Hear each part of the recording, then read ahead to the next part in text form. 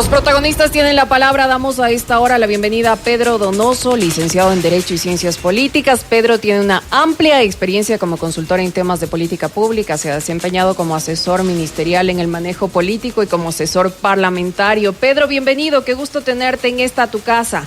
Muchísimas gracias por aceptar nuestra invitación. Muchas gracias por la invitación. Qué gusto escucharte. Son varias las crisis que el gobierno ha tenido que atravesar dado sus pocos aciertos en materia comunicacional. Tú decías en un tuit que en el caso puntual del avión presidencial y su supuesta venta, todos los dimes y diretes que surgieron alrededor del hecho no se trataban de un problema de comunicación precisamente, sino de indisciplina de vocerías. Y para no ponernos muy técnicos, quería aterrizar este escenario en una pregunta más bien orientada a cómo este problema complica, dificulta, enreda la ya minada credibilidad del primer mandatario que, dicho sea de paso, tuvo que hasta pedir disculpas a su homólogo colombiano Iván Duque. A ver, digamos, yo he sostenido que a pesar de que el ruido es que el gobierno tiene un problema de comunicación, yo creo que no es un problema de estrategia de comunicación, creo que es un problema de incapacidad de estrategia política, ¿no? La comunicación es un proceso de alquimia, finalmente, es como ser carpintero, ¿no es cierto? Yo construyo la mesa dependiendo de la madera que tú me das.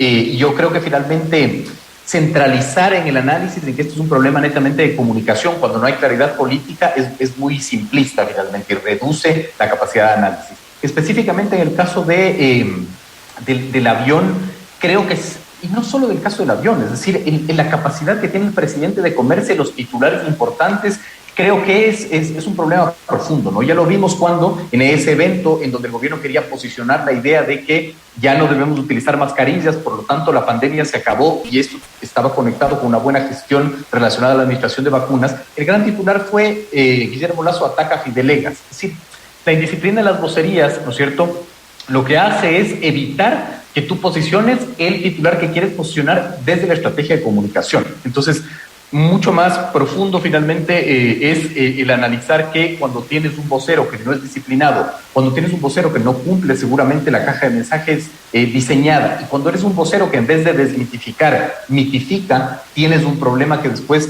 trae consecuencias como lo que usted señala, ¿no? Es decir, se empieza a mermar la credibilidad del primer mandatario, que es algo que Lasso logró revertir. Nosotros veníamos de 4 años en donde Lenín Moreno, sistemáticamente profundizó la mentira y la incapacidad de sostener su palabra, ¿no?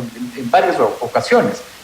Lasso logró revertir eso y la palabra del presidente durante los primeros meses se creía. Eso se había reflejado, por ejemplo, en las cifras de optimismo que empezaron a crecer, ¿no? De acuerdo a cifras de Sedatos, en agosto el pesimismo se había reducido mucho más de lo que estaba en abril del 2021, ¿no? Entonces, sí creo que es un tema ahí que tiene que ver mucho más con la disciplina de vocerías que con tener una falta de estrategia comunicacional. Pedro, a propósito de indisciplina de vocerías, ¿calificarías así a las declaraciones del vicepresidente Alfredo Borrero, que en una entrevista concedida a Vistazo dijo: ya no podemos seguirles echando la culpa a los otros? Es el momento de nosotros dar una respuesta a los pacientes.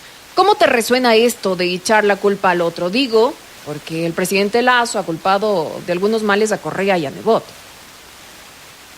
Yo no sé si en el caso del vicepresidente es una indisciplina de vocerías, capaz que es no tener caja de mensajes desde el gobierno en general, ¿no? Pero es que no solo es el ejemplo del vicepresidente, ¿no? Es el ministro del Interior diciendo que él está ahí porque la embajada de los Estados Unidos le puso. Es decir, es como reiterados ejercicios en donde no tienes una matriz centralizada de la caja de mensajes y qué decir. Pero otra vez, ¿no es cierto? Esto sucede cuando no tienes una hoja de ruta política por donde ir finalmente, ¿no? Es decir, si es que la hoja de ruta política es evidenciemos el diagnóstico que tenemos y señalemos a los culpables, si no tienes esa hoja de ruta clara y a uno le parece buena idea y al otro no, entonces vas a tener un rompimiento, sobre todo en la identidad, porque la comunicación y las vocerías, el fin último no solo es trasladar un mensaje, sino es construir identidad. Yo creo que ahí está el problema. El gobierno no tiene una capacidad clara de autodefinirse y tener una identidad política, por lo tanto provoca finalmente que salgas a apagar incendios con base a un desorden en las vocerías. Y se presta también para suspicacias, digamos, es el vicepresidente de la República contradiciendo al presidente. ¿Qué se puede entender de eso? Pero además se va construyendo los mitos. Porque el fin de la comunicación es la desmitificación, ¿no es cierto? Tú tienes mitos cuando llegas, digamos, al poder que tienes que desmitificar, y esos son los distintos estrategias que tú debes trazar, no solo desde la comunicación, sino desde la política. Entonces, claro, el vicepresidente sale con una declaración que podría entenderse como una declaración optimista, positiva, etcétera, pero lo que crea es un mito. Y el gran mito es, bueno, ¿qué es lo que quiere hacer el vicepresidente? ¿Tiene intenciones finalmente de desestabilizar, etcétera? Y además que es fácil cuando tienes una dinámica tan polarizada el que los mitos se incuben, ¿no? Entonces el gobierno es, digamos, muy hábil en evitar, en mitificar en vez de desmitificar, y eso provoca, ¿no es cierto?, un rompimiento en el posicionamiento que quiere obtener. Pedro, el país ha vivido momentos difíciles, vive momentos difíciles. Todas las mañanas nos despertamos con una mala noticia. El estado de ánimo de la población no es el mejor ni el más optimista. Las noticias que debemos narrar los periodistas no son las más alentadoras y todos los días, insisto, nos enfrentamos a escenarios de sicariato, de violencia, de robos e incluso de amenazas de bomba y bombas, coches que detonan. ¿Cómo calificarías tú al llamado hecho por el consejero Diego Ordóñez de cambiar el tono? ¿Estamos los periodistas exacerbando la realidad? No, otro ejemplo de, digamos, no solo disciplina de vocería, sino no entender absolutamente nada de lo que está sucediendo, ¿no? Y finalmente eso es lo que sucede, ¿no? Yo siempre acuño esta frase que era un grafiti en una pared en una ciudad de ahí de la Argentina que dice: la democracia dura lo que dura la obediencia, ¿no? Siempre que hay un problema en el ejercicio de la política es más fácil señalar al culpable, y muchas veces el periodismo es un blanco fácil de las críticas del poder, ¿no? Entonces, otra vez, el consejero Ordóñez, siendo especialista en, digamos, indisciplinadamente, con su vocería absolutamente torpe, crearle un nuevo frente, digamos, al Ejecutivo, ¿no? Yo creo que lo que está viviendo el país es muy complejo. Creo que la ecuación que la complejiza es esa, ¿no? Es la de el alto pesimismo. Perfiles de opinión lo señalan: 8 de cada 10 consultados pesimistas, más la poca confianza en el Estado. El mismo Perfiles de opinión señala que 1 de cada 10 confía en el Estado, más el tercer elemento de esta ecuación peligrosa, que es la confianza interpersonal. El ecuatoriano no confía en el otro, y esa es una ecuación muy compleja que evidentemente rompe el tejido social, y parte de la violencia que estamos viendo yo creo que responde a ese fenómeno.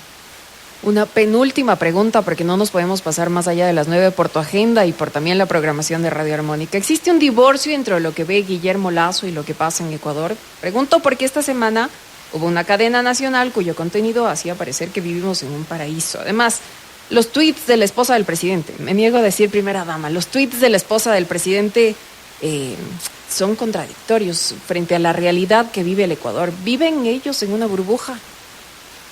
No sé si ellos, pero sí hay una estrategia de comunicación, ahí sí de comunicación, ¿no es cierto?, que intenta tapar la realidad, y eso es gravísimo. Finalmente. No hay comunicación hábil que pueda tapar una realidad. La realidad se va a devorar finalmente a la comunicación cuando los resultados no son, digamos, los que estás queriendo señalar o estás queriendo posicionar. Y eso sí conduce finalmente a un tema mucho más profundo, que es cómo llega Guillermo Lasso al gobierno, ¿no? Es decir, Lasso era uno en la primera vuelta, fue otro en la segunda vuelta y fue otro sentado en Carondelet. Y a puertas de la segunda vuelta, ¿no es cierto?, nosotros hicimos un ejercicio de relación inversamente proporcional. Mientras más votos ganaba, menos gobernabilidad lograba, ¿no? Y entonces sí tiene que ver mucho con quizás no vivir en una burbuja, sino no tener los elementos para entender el Ecuador que estás viviendo. No puede ser que este país no tenga un censo poblacional. Ya se firmó el decreto y ya lo anunciaron. El censo va a empezar a levantar información a finales del 2022, por lo tanto vamos a obtener información en mayo del 2023. Y claro, mi gran pregunta es cómo gobierno es un país que desconoce, ¿no? Entonces creo que tiene más que ver con la falta de insumos para tomar decisiones que por otra cosa. ¿Cómo crees que será la puesta en escena del 24 de mayo? ¿Cómo prevemos que se comunique el informe a la nación? ¿Qué se destacará como logro más allá de la vacunación? Yo creo que evidentemente la vacunación y las relaciones internacionales. Yo creo que para mí uno de los señalamientos importantes del pragmatismo, cómo el Ecuador ha mantenido sus relaciones internacionales. Creo que hay que señalar eso, más allá de los errores que se puede haber cometido, pero no hay nada más. Es decir, Primicias publicaba hace 4 semanas que el primer trimestre del 2022 es el trimestre con menos inversión pública en la historia del Ecuador. $67 millones se han invertido. Entonces, creo que es muy difícil que el presidente tenga una narrativa técnica, digamos, es decir, factual, y yo creo que será, digamos, un discurso mucho más adornado con lógicas emotivas que otra cosa. Pedro, muchísimas gracias por aceptar esta entrevista. Encantado, muchas gracias.